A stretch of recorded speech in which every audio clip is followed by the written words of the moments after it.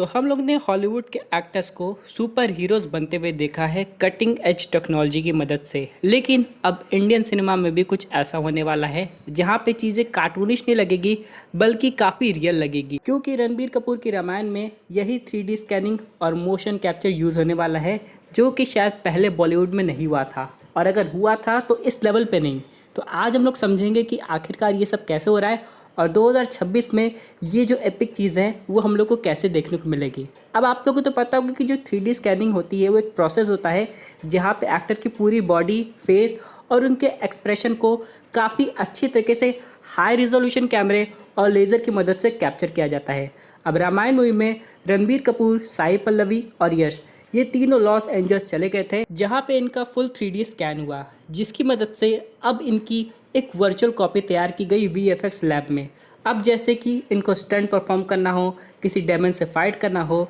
या फिर CGI की मदद से अपने शरीर को काफ़ी बड़ा दिखाना हो, ये सब एकदम रियल लगेगा, जैसे कि हम लोग हॉलीवुड मूवी में देखते आए हैं। अब यहाँ पे मोशन कैप्चर की बात करें तो यहाँ पे इनको एक स्पेशल सूट पहनाया जाता है जिसमें सेंसर्स लगे होते हैं, जो कि हर एक मूवमेंट को ट्रैक करता है, चाहे वो कोई भी चीज़ हो। और ये जो मूवमेंट है फिर ट्रांसफ़र होती है इनके डिजिटल अवतार में, जो कि हम लोग को मूवी में देखने को मिलती है। अब जैसे कि राम और रावण की लड़ाई में यहाँ पे जो भी चीज़ें होंगी वो पूरी इन्हांस्ड हो जाएगी CGI की मदद से। अब ये सेम तकनीक हम लोग को Avatar movie, planet of the apps और यहाँ तक कि जो लॉयन किंग जो लाइव एक्शन वर्जन है उसमें दिखाई गई थी। अब आदि पुरुष की बात करें, जिसे क्रिटिसाइज़ किया गया था पुअर एनिमेशन की वजह से, यहाँ पर रामायण पूरा अल्ट्रा रियलिज्म कॉन्सेप्ट को क्लेम करने की कोशिश कर रही है। चाहे हम लोग बात करें जामवंत की या फिर कोई और कैरेक्टर की, ये सभी काफ़ी रियल लगेंगे और एकदम लाइफ लाइक होगा, क्योंकि डेफिनेटली इस मूवी में हम लोग को डिजिटल डबल्स देखने को मिलेंगे,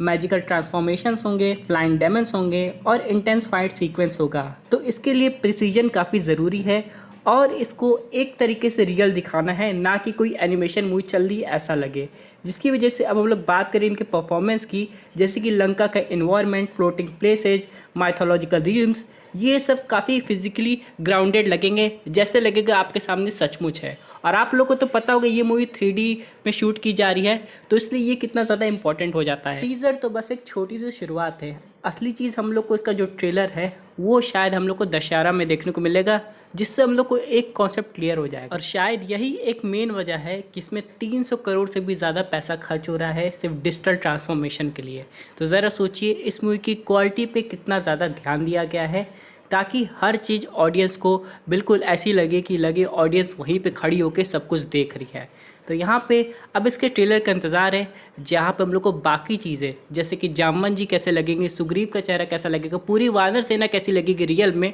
उससे हम लोग को एक अंदाज़ा लग जाएगा कि मूवी किस लेवल पे बनने जा रही है।